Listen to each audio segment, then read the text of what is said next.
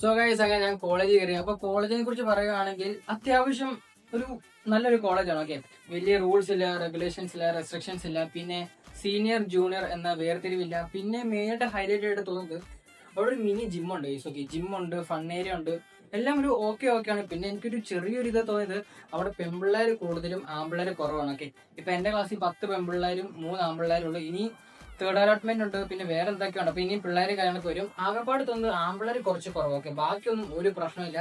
പിന്നെ നിങ്ങളുടെ college experience just അവിടെ കമന്റ് ചെയ്യുക. പിന്നെ ഒരു ചെറിയൊരു ബുദ്ധിമുട്ടുണ്ട്, അതൊരു 2-3 ആഴ്ച ഒക്കെ കഴിയുമ്പോൾ മാറും എന്നുള്ള പ്രതീക്ഷ. സോ ഗൈസ്, അപ്പൊ അത്രേ ഉള്ളൂ. സോ ഫോളോ ചെയ്യുക, ലൈക്ക് അടിക്കുക.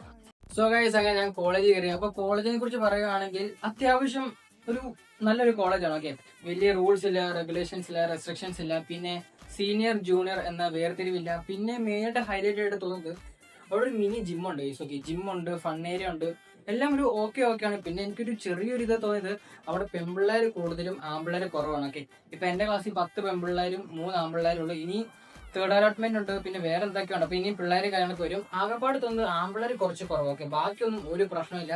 പിന്നെ നിങ്ങളുടെ കോളേജ് എക്സ്പീരിയൻസ് ജസ്റ്റ് അവിടെ കമന്റ് ചെയ്യുക. പിന്നെ ഒരു ചെറിയൊരു ബുദ്ധിമുട്ടുണ്ട്, അതൊരു 2-3 ആഴ്ച ഒക്കെ കഴിയുമ്പോൾ മാറും എന്നുള്ള പ്രതീക്ഷ. സോ ഗൈസ്, അപ്പൊ അത്രേ ഉള്ളൂ. സോ ഫോളോ ചെയ്യുക, ലൈക്ക് അടിക്കുക.